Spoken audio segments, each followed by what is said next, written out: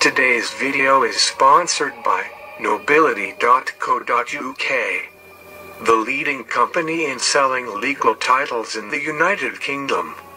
Get a 10% discount in any purchase by mentioning Death Row.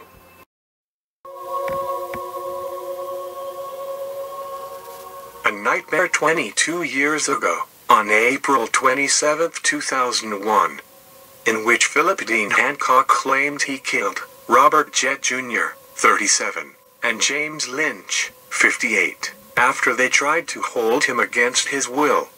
Hancock said he was afraid the men would kill him.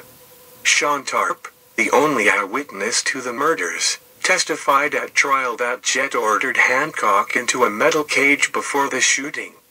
Hancock grabbed a pistol that was tucked into Jett's pants and shot both men. Philip Dean Hancock was on the run for 6 months after the murders, even though he said it was self-defense. He did not go to the police to hand himself in, but instead he ran away. Lynch had bullet wounds to his torso, face and left hand, according to records. Jett had wounds to his upper right back, right elbow, and side and right knee. Jett ran toward the backyard to escape after being shot in the back. Hancock followed him. Jett's last words were, "I'm going to die," according to Assistant Oklahoma Attorney General Joshua Lockett. "Yes, you are," Hancock reportedly responded before fatally shooting Jett. Hancock admitted to killing Jett and Lynch, but claimed he acted in self-defense. "I was suddenly terrified for my life. I have no doubt they would have killed me," Hancock said at a clemency hearing via video conference in front of the Oklahoma Pardon and Parole Board on November 8. Other sources mentioned Hancock was angry because his ex-girlfriend slept in the house of one of his victims. Lockett argued that if Hancock had only been trying to defend himself, he wouldn't have chased Jett to the backyard and shot him again. Hancock also had a history of claiming self-defense.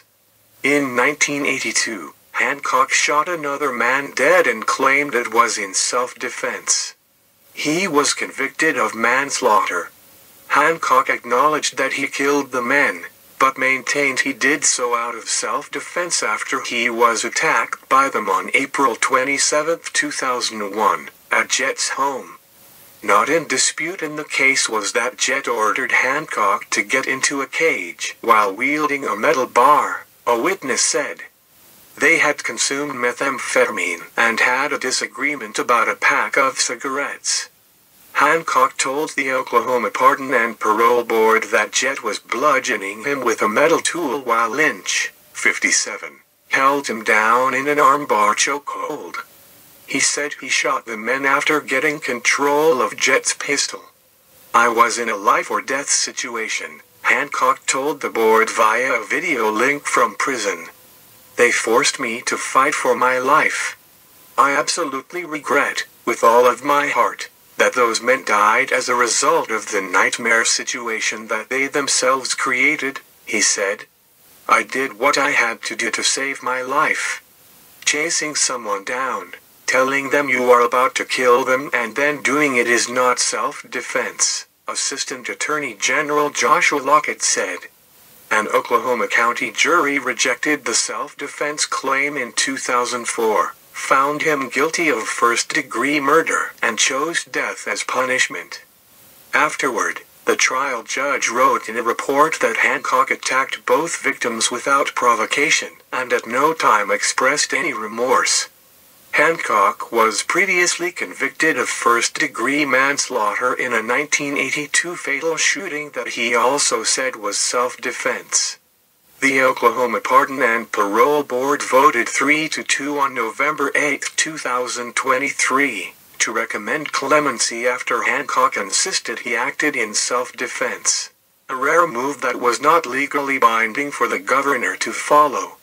Hancock's attorneys presented a statement from the lead defense attorney who represented Hancock during his initial trial that said he'd been struggling with addiction during the case and was embarrassed by how he handled the case.